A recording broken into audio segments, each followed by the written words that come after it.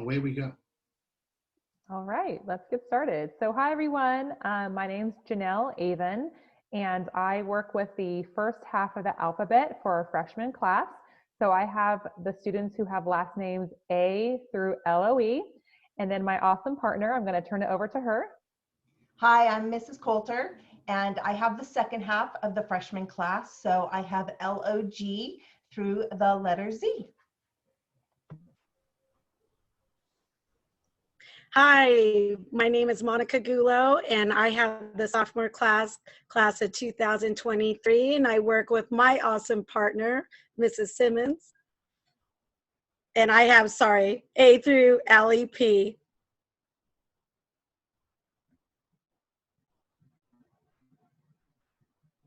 Mrs. Simmons? Sorry, I was talking, but I was muted. Like Mr. Diaz said, that's going to be the quote of the year. You're muted. I'm Mrs. Simmons. I have the last half of the sophomores, LEQ through Z, and I'm going to turn it over to the junior counselors. I'm Mr. McCain, and I have the first half of the alphabet, A through LEF, for the class of 22. And what do they say? Age before beauty? Well, I'm the age. And here's our newest counselor, Miss Arguello. Thank you. Hello, everyone. My name is Ms. Arguello. I am the second half of the juniors, so LEG through Z. And yes, I am the newest counselor to this team, so I've been in the process of introducing myself to all of the students. So it's a pleasure to be here. Welcome. Hello, I am Claudia Cantu. I am one of the senior counselors. So I have the class of 2022. Sorry, I forget what year we're in. It's been crazy. I have the first half of the seniors, which is A through LOO.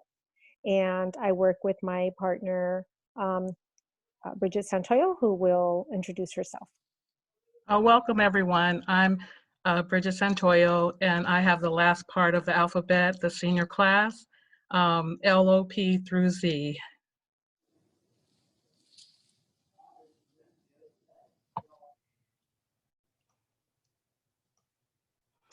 All right, so what do your counselors do at the high school? What we do is we meet with the students to develop a 4-year plan, and we update that annually. And so that comes in the way of asking, we'll do some career surveys throughout high school. We'll talk about what they want to do or what they think they want to do after high school, because we know that plans change, but we also want to make sure that they're set up for success. And so through that 4-year plan meeting, we will go over that, and then we'll do registration for the following year. We let students know what kind of resources are available to them, whether it be social emotional needs or academic needs, and we'll talk about some of those needs tonight. And then we help students navigate the road to college or their plans after high school. So whatever their post-secondary plan is, we want to, like I said, make sure that they're set up for success to meet those. So that's what we're going to do with your students. Or we've been doing with them. I say the next 4 years because I'm a freshman counselor. So Mondays are super important. Hopefully your students have been logging into their counselor's Google Classroom to take the survey. We have a short, literally it's 3 to 5 minutes, if that, for them to take. That's how we capture their attendance on Mondays, and students need to be doing work for attendance Monday through Fridays. So on Monday, it's with the counselors. So please encourage your student to get on their Google Classroom. They also are emailed the assignment at 8 a.m. in the morning. And the cool thing is they have until 11:59 to take that couple-minute survey. So they have all day long to do it, but I encourage them when they get up and they get onto their Google Classrooms that they do our survey right away so that they don't forget to do it. And then at noon, we have a live session for our students, and we go over all kinds of important information. So far, we've gone over A to G and graduation requirements, which we're going to go over with all of you tonight. But we've done all of that with our students as well. And so that live meeting, although it's not mandatory, it's highly encouraged that they come to that, because that is the counselor's opportunity to share the important information that they need to know with them. So we hope that all students will show up at the 12 o'clock live meeting although I do know that some students meet with other teachers for support on Mondays. So, but if they're not doing anything, they should jump on with their counselor. Okay, so I'm going to talk about how do your students earn credits at Upland High School. So as you know, we're doing distance learning. It's a different way of doing schooling than we ever have done before.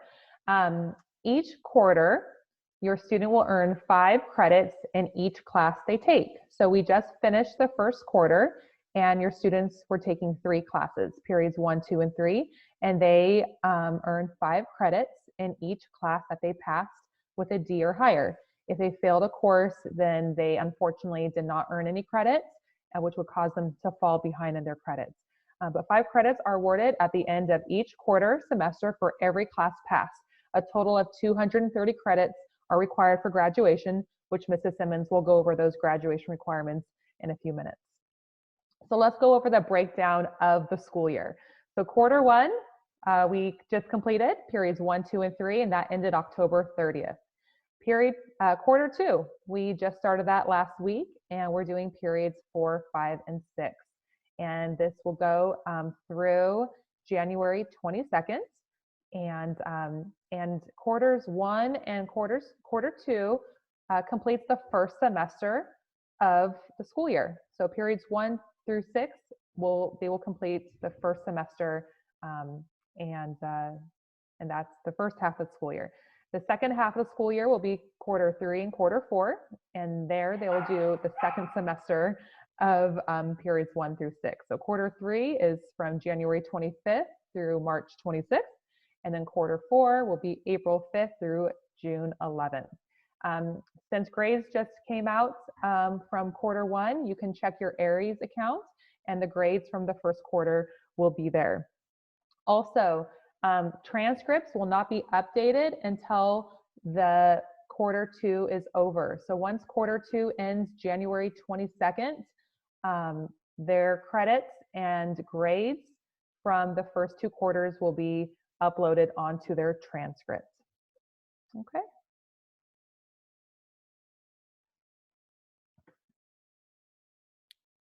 Hi, everybody. I'm Mrs. Simmons again. I'm going to go over, let me move the chat out of my way.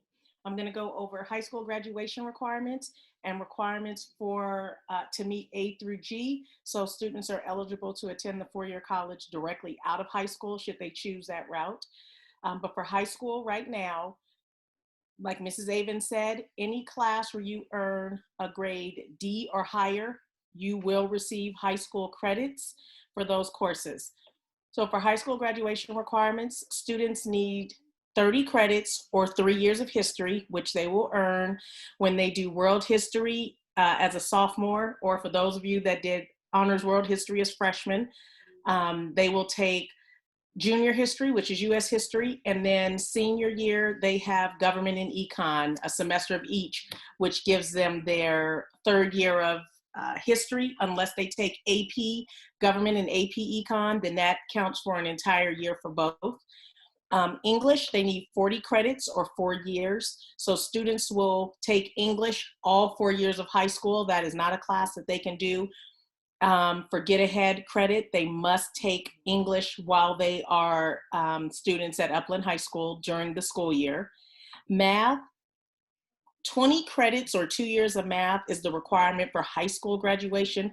However, we do recommend that students take math all 4 years because it's a skill that you will need in life.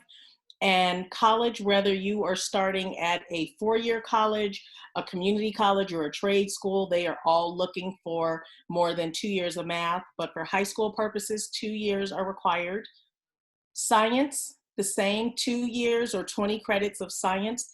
The 4-year colleges are looking for a life science, which all freshmen coming in take biology, and they're looking for a physical science, and physical science is satisfied their sophomore year. All students are enrolled in chemistry. Every now and again, you may end up with a different science, but we do make sure you meet the life science and the physical science requirement for high school graduation. Now this is where a lot of students get confused. You need 10 credits or 1 year of a fine art, a CTE, or a world language. World language such as Spanish or Chinese that we offer are not required for high school graduation requirement. It is, again, fine art, CTE, or a world language. 10 years or 10 credits are required in 1 year. PE, students must take 2 years of PE or 20 credits. And then electives, 90 credits is the requirement. Don't let that scare you. I know it sounds like a lot, but any class that you take over and above the high school requirements, say for instance, math, 2 years of math is required for high school graduation. But for most students who will continue on to a 3rd and 4th year, that 3rd and 4th year of math will go towards your elective credits. So everything can pretty much count as elective credit as long as you've satisfied the actual academic portion of it that's required for high school. For a total of 230 credits and the Algebra 1 requirement. All students are required to pass Algebra 1. And if a student takes 6 classes every semester, every year, and they pass all 6, they end up with 240 credits. So there are 10 credits in there that you can play with.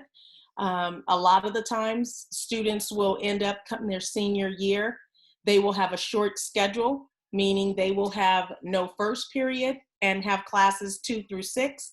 Or for those that are early risers and want to go home early, they will have a period 1 through 5 and no 6 period.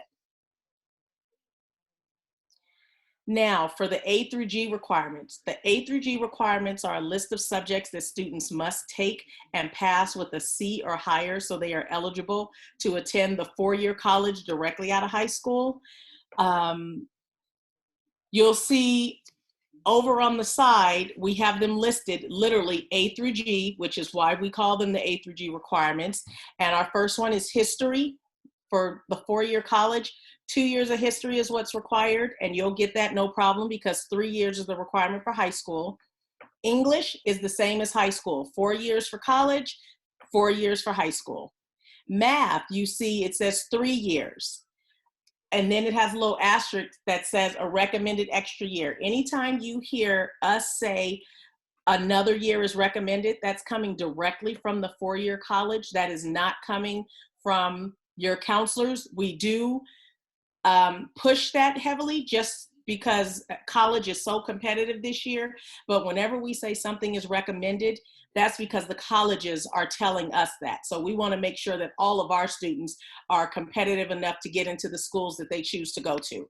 So math, the A through G requirements for math, 3 years is required, 4 recommended. Laboratory science, remember you'll get that with us as well because you have to take a physical science and a life science, 2 years. You see they have 3 years recommended. Foreign language. Now this is where it is required. High school, you have the choice between visual, performing art, foreign language, or CTE. For the 4-year college, your students must take 2 years of the same foreign language so they are eligible to attend the 4-year college directly out of high school. 3 years is what they recommend. And they have to do a visual or performing art class. So anything like an art, a drawing, a theater, ceramics, we have a multitude of visual or performing arts. And then they need 1 year of a college prep elective. College prep elective is anything, again, over and above what they've taken to satisfy the requirement. So let's say their 3rd or 4th year can count as a college prep elective in math or science.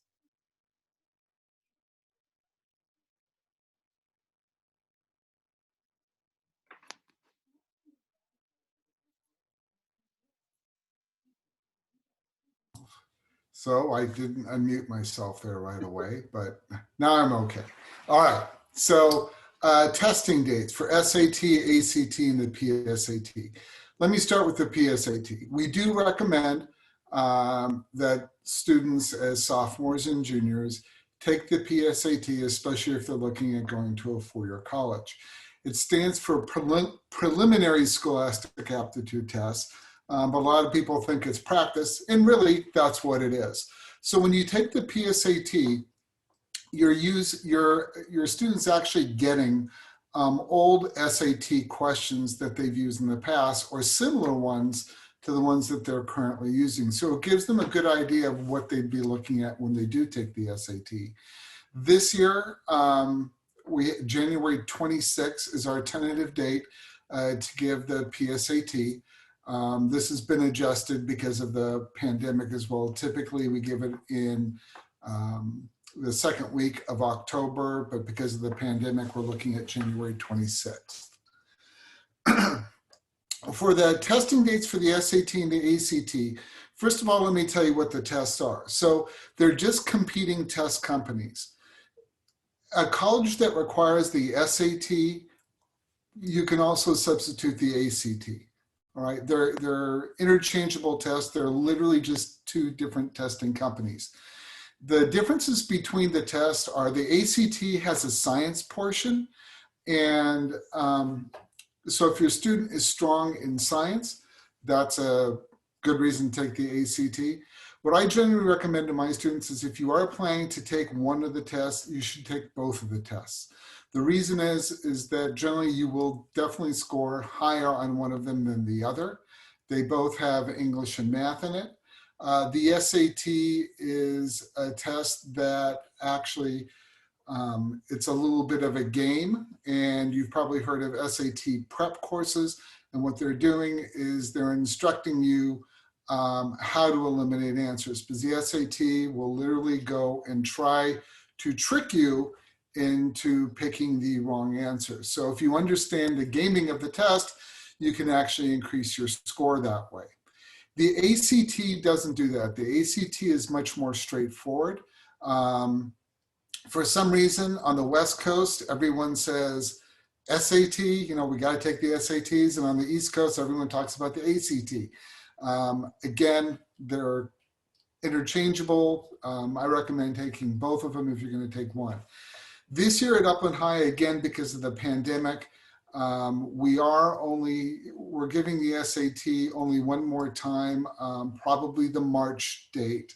But that's also as long as we're able to give it safely. However, students can take the SAT at other sites. They don't have to take it at Upland High School. For the seniors this year, for the class of 2021, the California State Universities and the University of California are not requiring, nor quite frankly do they even want, the SAT or the ACT. They've eliminated testing in terms of applications this year. For the class of 2022 and onward, we don't know yet. They may require it, they may not, but at this point it looks as if they wouldn't require it going on, but that's still in the court, so we have to see what the end result will be. After high school, there's a lot of different places that Upland High School graduates go. Over 80% will go to a college. Actually, I think it's closer to 90%. But the first possibility that we have listed here is a public university, and that would be either the University of California system or the California State University. There are 23 different California State universities, and there are 10 University of California schools that students can go to. The UC schools, that is the University of California, is really aimed at the top 10% of students who graduate from California high schools. And the California State Universities are really aimed at the top half of students who graduate from California high schools. There's also private and out-of-state schools. So when you hear a school like USC, that would be a private school, but you can also be looking at a public school outside of California. So for instance, University of Michigan would kind of fall under that guideline as well. When we talk about the A through G requirements, when you meet the A through G requirements, you meet about 90% of all colleges and universities' entrance requirements. However, they are specifically, when we see A through G, for the UC and the CSU system. There are schools, private, out-of-state, private and out-of-state universities that have other requirements as well. For instance, the University of Tennessee has a computer science requirement as well. So if your student is looking out of state or to private school, it is up to them to find out what the specific entrance guidelines for the application are for entering freshmen.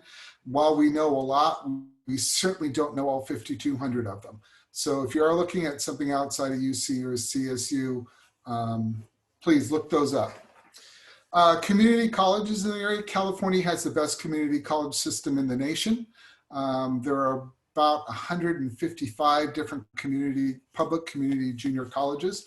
When we say community colleges or junior college, for our purposes, they're really interchangeable. Our local one is Chaffey College. However, there's Riverside Community, there's Mount San Antonio College, there's Citrus College. Not all junior colleges are the same.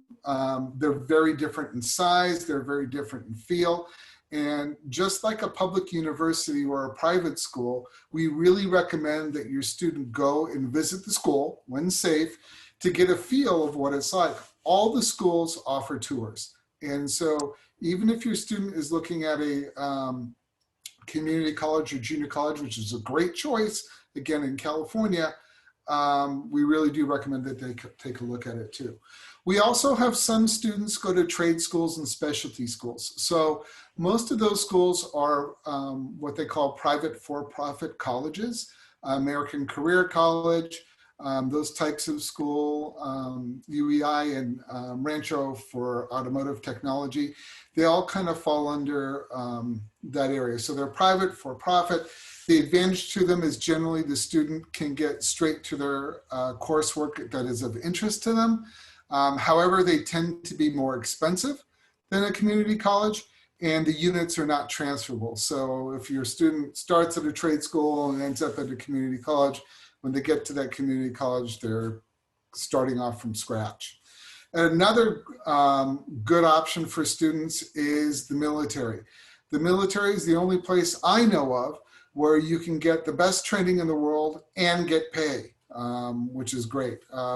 If someone decides to make a career out of the military, that's wonderful. But if you do get out after your enlistment, you're recognized as a veteran, and you have a lot of opportunities that only veterans, that are made available to veterans. And then we do have a small percentage of students who will go straight to work. A lot of the time it's a family business that they're getting into. But what our message really is that we want to keep as many doors open for your students as possible, which is one of the reasons we really stress meeting those A through G requirements. So when they get to their senior year, they can decide what they want to do. If they opt out of meeting those A through G requirements early as a freshman, sophomore year, or even as a junior, then they really limit their options after high school. Dual enrollment. So students can be enrolled in high school and college at the same time. Most of our students who are enrolled in college at this time usually do it at Chaffey College. However, it is available at other schools as well, but we have a really good working relationship with Chaffey. If a student takes a 3-credit class in college, it's equivalent to 10 credits in high school or a year. The first thing they do is they actually apply at Chaffey College for a particular course. Chaffey College will admit them based on the counseling recommendation, as well as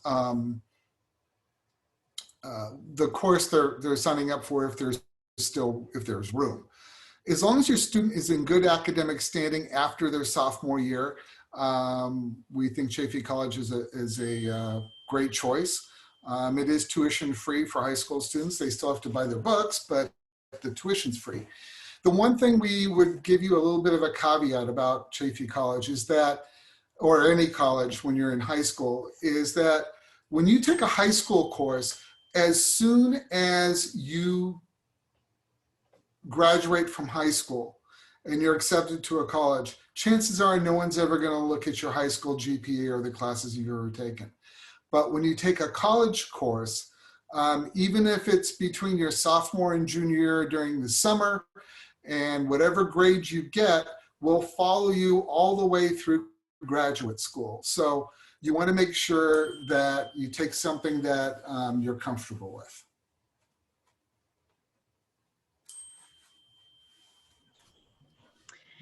Hi, this is Mrs. Zulo again, and as a lot of the counselors have already mentioned, we understand that this is a whole new way of learning for your students, for families, for all of us, everyone involved. And so I'm really excited to share on behalf of the counseling team that we have a lot of great academic resources and tutoring programs available, especially that are going to be starting actually this week. We already have started some other ones. Oh, thank you, Ms. Coulter.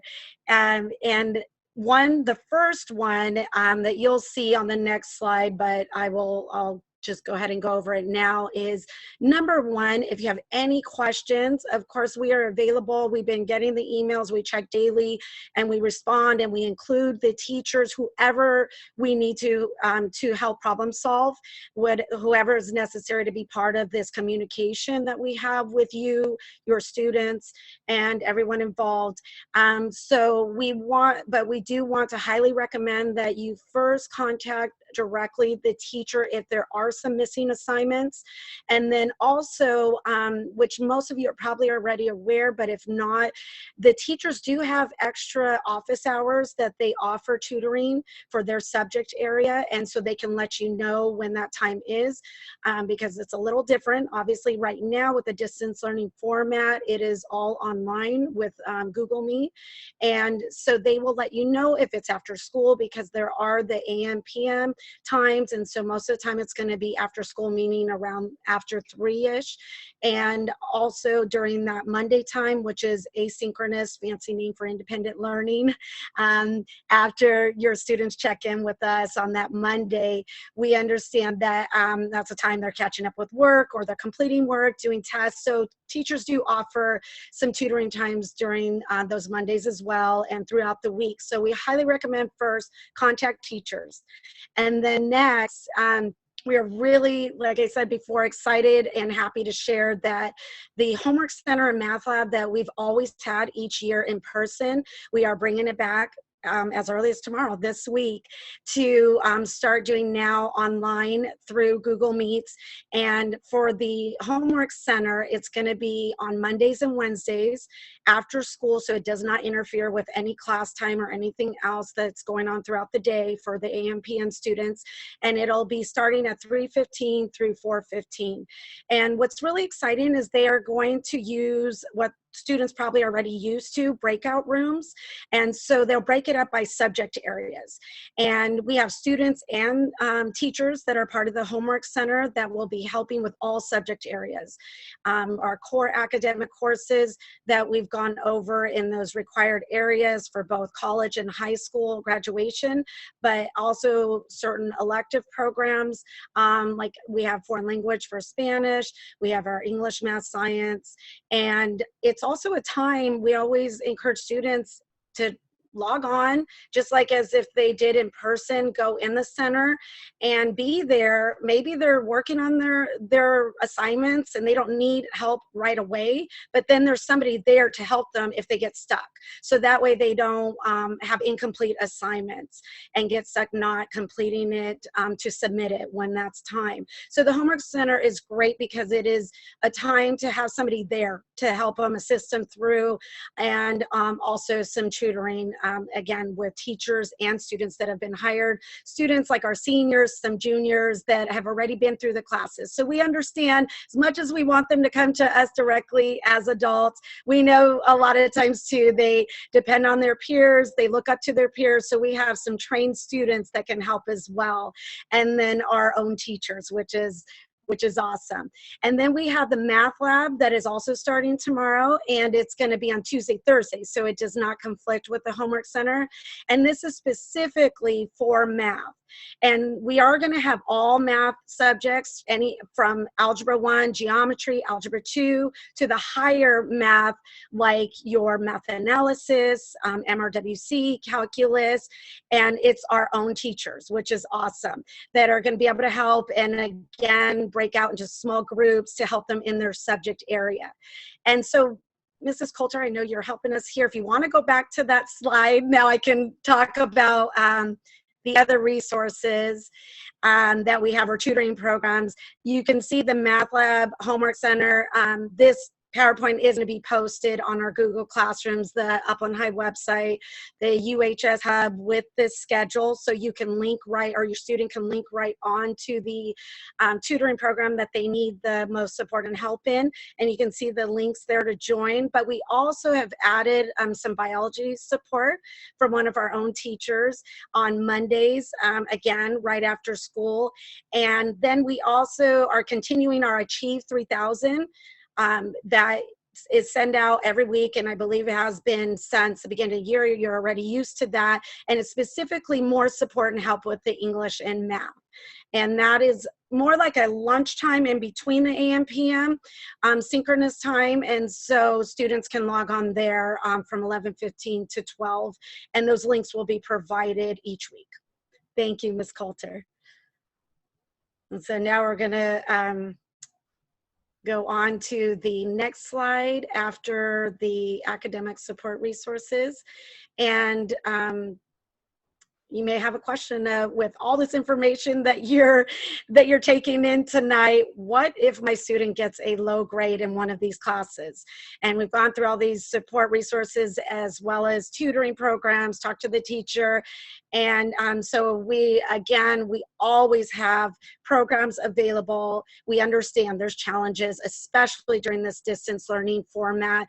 For some students, they've adapted very well. For others, they're still taking time. I mean, we are too in certain areas as we're working with them. So we understand, and we have programs that will help them. We don't want them to get discouraged, to make up those credits if needed.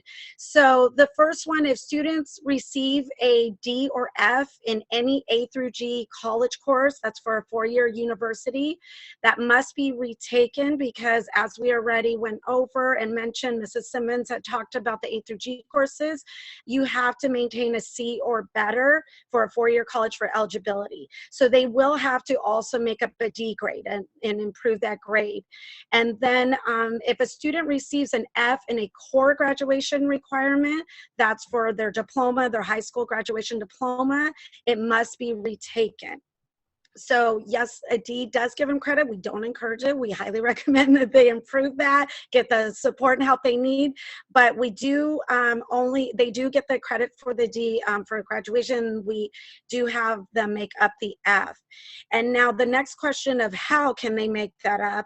We have a couple programs that we've always offered throughout the years, and now we are offering as the distance learning format right now, and that is night school. We have 3 sessions. We are actually wrapping up the fall session, and then we will have a winter session that will be starting in December, and then we have a spring session. So we have 3 opportunities that students can make up credits, whether they're improving a grade or they need to make up a credit. And of course, the priority is making up a credit first through night school, because we sometimes do have limited space. A priority might go to a senior as well to start with, but the number one is to make up that credit first, and then if we have room, we do grade improvements as well. And it is a 10-week session for each the fall, winter, and spring, and they will go 2 days a week after school. Usually starts between 3:30, will go till about 6, so only 2 days a week. So it would either be like a Monday, Wednesday, or a Tuesday, Thursday if they are placed in night school. Now, as counselors, we are always monitoring their transcript. Every time we have a grading period, we will look at what that a student needs to make up as far as an F or a D, and we will do our best to place them in the class that they need to make up.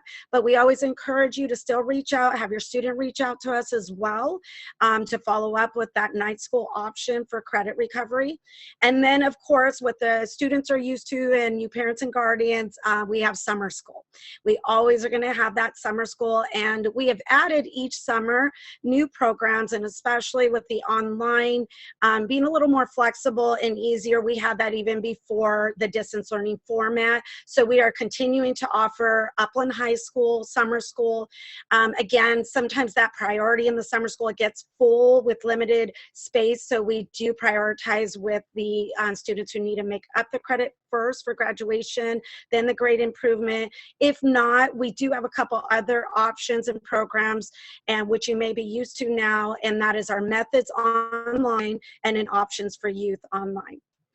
All right, thank you.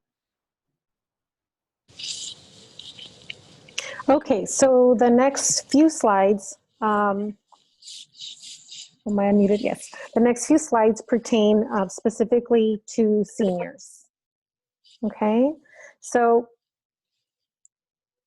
for the FAFSA,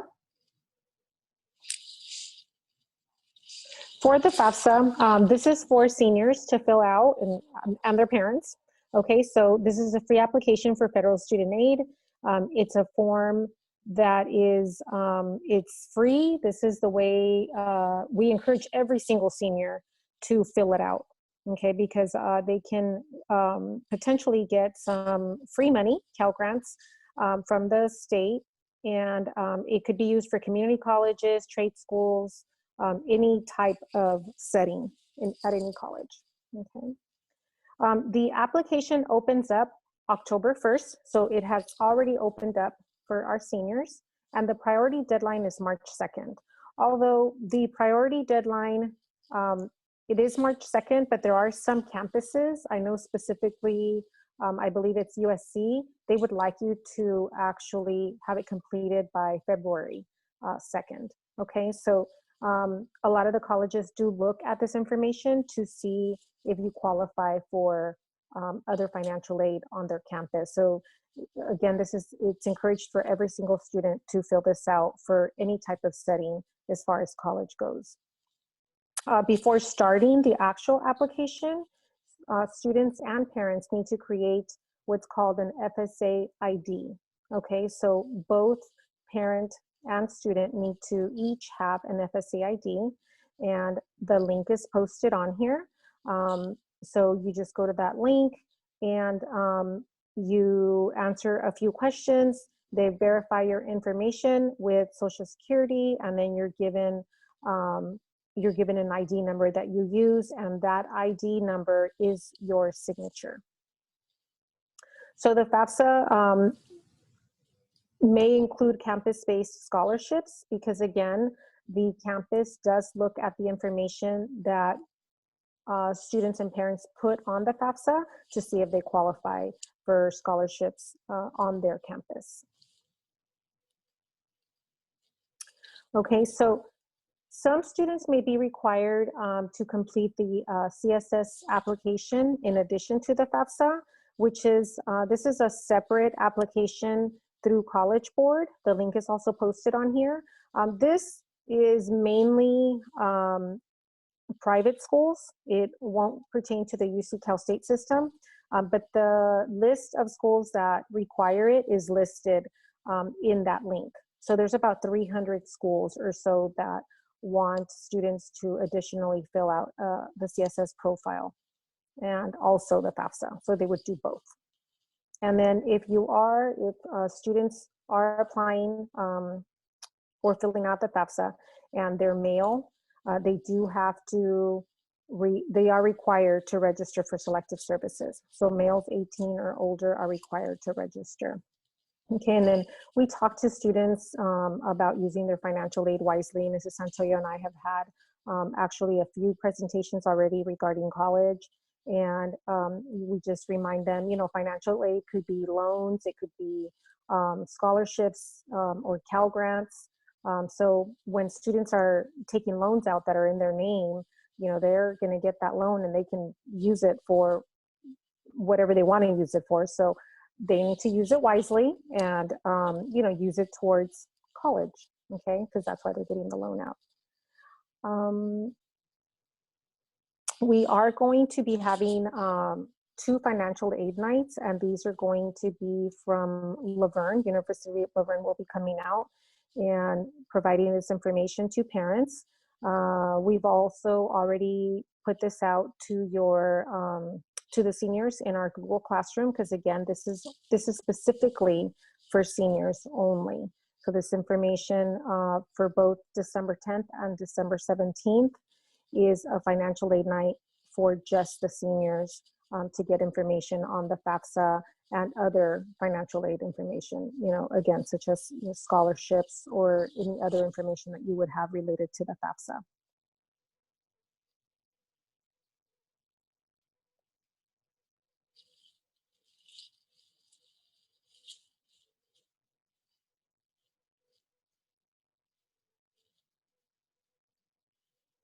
Okay, I don't know if Ms. Santoyo removed her mute button to review the next slide. I'm sorry, I was just talking away. I'm going to be, Mr. McCain talked about SAT earlier, which is a college entrance exam that students have taken in the past as part of their application process. This year for seniors, because of the pandemic, all of the Cal States and the UCs and many of the privates have suspended that requirement as part of the application process. So there are some students who were able or successfully took the exam, but for those that didn't or those that did, they don't need to for some of the colleges and universities. So for the private colleges and universities, because there are so many, we encourage students to check with each private college and university. And again, many of those have suspended that requirement for the class of 2021, but you want to check specifically with the private colleges and universities about SAT, ACT requirement. For the Cal States, the requirement has been suspended. If you take the test and submit the scores, they will use the test for placement, but not for admissions. It will be for placement purposes only. For example, placing in a math or an English class, but not for admissions. The UCs, they're going to be test blind and they will not use the SAT or ACT for admissions purposes at all. So there's been a lot of confusion about that. And,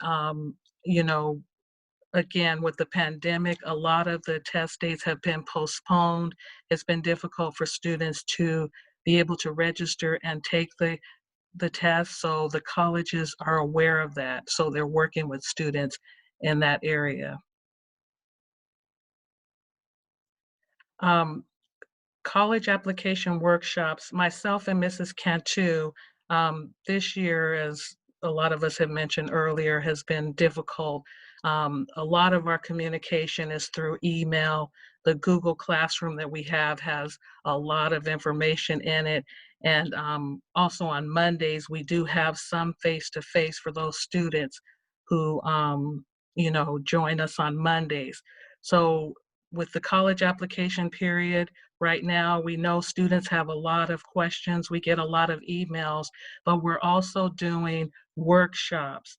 Mrs. Cantu and I, we started early November, late October, and Tuesday through Friday, pretty much almost every Tuesday through Friday through December 4th, for 1 hour or 45 minutes from 11:15 to 12 noon, we're going to be online helping students with applications. The dates are in our Google Classroom, and there may be a few days where we aren't there for other meetings, but for the most part, we're there almost every day. We have students that sign in, and they, some of them work quietly on their applications and ask questions when needed. Others come on and they have a question and they get it answered. So this is a way for students to get help with the application, or we can also help them, use the chat feature, use the question feature. We've been helping students in many ways with the college application workshop. So if your son or daughter is completing a college application right now, we highly recommend that they go on the Google Classroom, look at those dates, and come on if they need help, and we'll be more than happy to help them.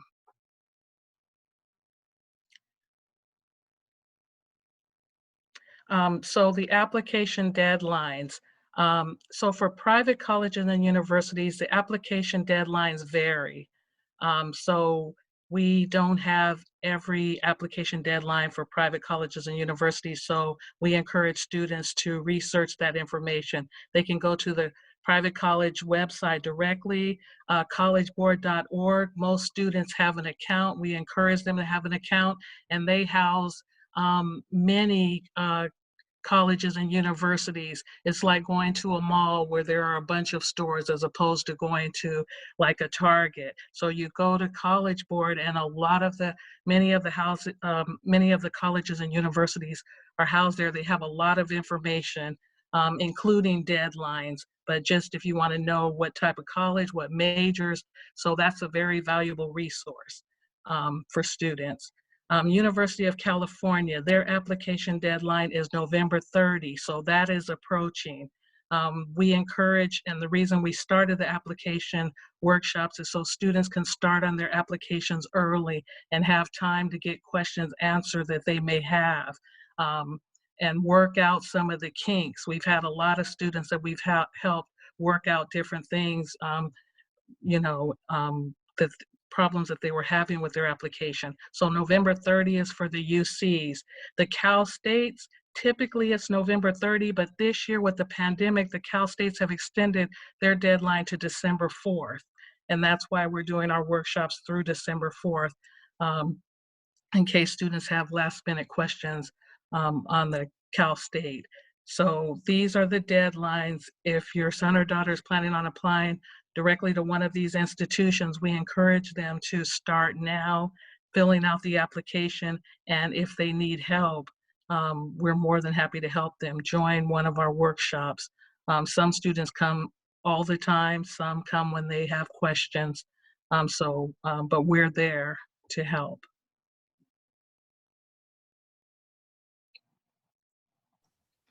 All right, and so the last thing we wanted to share with you is about the UHS Hub. And, everyone needs to know about the Hub, and Mrs. Gulo had actually mentioned it earlier when she was talking about where to find those tutoring resources. And so I just wanted to share with you, we wanted to make sure that everyone knew how to find the Hub. So you start by going to the Upland High website. And right here in the corner, you'll see the UHS Hub. Before I go there, though, I want to just draw your attention to the graphic here. We get a lot of questions from students not knowing what day, they're going to a certain class. There is a calendar here for the month of November that shows what class period they have which day. So for instance, tomorrow, November 10th, they're going to go to period 5. And then Wednesday, of course, we have no school because of Veterans Day. And then on Thursday, they're going to go period 6 and then period 4. So if they're ever in doubt of what class period they're going to go to that day, right here on the Upland website, there it is. But also within the UHS Hub, there's also a schedule here. And within that schedule, it's going to show you the entire semester. So if I click on it here, you will see that it goes through the entire, it looks like they've already updated it for, it's saying second semester. Oh, there we go. I didn't realize it was there. Here's first semester, but second quarter. So this is going through November 3rd all the way through January 22nd. So this shows you the whole semester. So if you're trying to figure out, a certain class, a certain time, you can look at it for the whole semester there. Okay. The other important things that are on the website, the Hub, is if you need to email a teacher, you can do it either through the subject matter here, or you can simply click on it. So if you wanted to reach out to your student's counselor, if you clicked on counseling, you would see all of our pictures here, and you would see that there's a little link here for our email so that you could email us. You could also email Mrs. McMullen or Mr. Chavez, who are part of the counseling team. They're in our student services office. So, and here are links for mental health and for scholarship and university and college searches. So we do have information on our website as well, but we wanted some of these things to be more prominent. So there are links right here for those. And that's the same within any subject matter that you can go to email your teachers. There's also information down here about if your student's having trouble accessing their Google password. So all kinds of things for attendance. I know there's a lot of questions about attendance, and the information about the tutoring will be here as well. So with the specialized supports. So we just want to make sure that all parents are aware of the hub, because this is a tremendous resource for everybody, for students and for parents. And that's it. So. All right. So what a great wealth of knowledge that our counselors have. So excited that our new team member is here to complete our entire counseling team that supports each grade level. I know Mr. McCain is the happiest of all the counselors for that.